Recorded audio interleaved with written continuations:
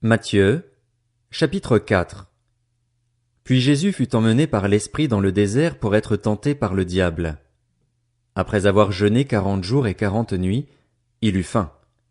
Le tentateur s'approcha et lui dit, « Si tu es le Fils de Dieu, ordonne que ces pierres deviennent des pains. » Jésus répondit, « Il est écrit, L'homme ne vivra pas de pain seulement, mais de toute parole qui sort de la bouche de Dieu. » Le diable le transporta alors dans la ville sainte, le plaça au sommet du temple et lui dit, « Si tu es le Fils de Dieu, jette-toi en bas. En effet, il est écrit, il donnera des ordres à ses anges à ton sujet et ils te porteront sur les mains, de peur que ton pied ne heurte une pierre. » Jésus lui dit, « Il est aussi écrit, tu ne provoqueras pas le Seigneur, ton Dieu. » Le diable le transporta encore sur une montagne très élevée, lui montra tous les royaumes du monde et leur gloire et lui dit, « Je te donnerai tout cela, si tu te prosternes pour m'adorer. » Jésus lui dit alors, « Retire-toi, Satan. En effet, il est écrit, c'est le Seigneur, ton Dieu, que tu adoreras et c'est lui seul que tu serviras. » Alors le diable le laissa. Et voici que des anges s'approchèrent de Jésus et le servirent. Lorsqu'il apprit que Jean avait été arrêté, Jésus se retira en Galilée. Il quitta Nazareth et vint habiter à Capernaüm, ville située près du lac, dans le territoire de Zabulon et de Nephtali, afin que s'accomplisse ce qu'avait annoncé le prophète Ésaïe.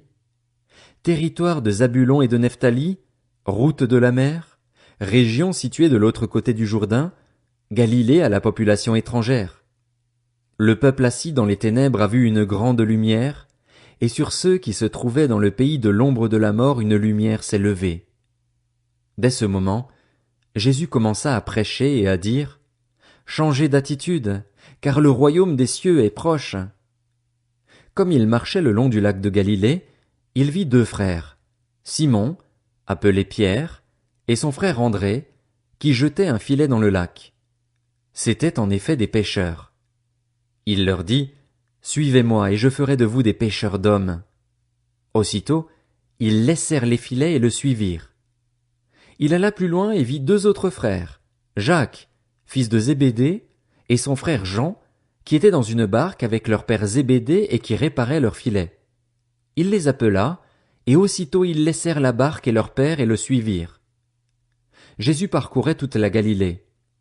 Il enseignait dans les synagogues, proclamait la bonne nouvelle du royaume et guérissait toute maladie et toute infirmité parmi le peuple. Sa réputation gagna toute la Syrie et on lui amenait tous ceux qui souffraient de maladies et de douleurs de divers genres, des démoniaques, des épileptiques, des paralysés. Et il les guérissait. De grandes foules le suivirent, venus de la Galilée, de la Décapole, de Jérusalem, de la Judée et de l'autre côté du Jourdain.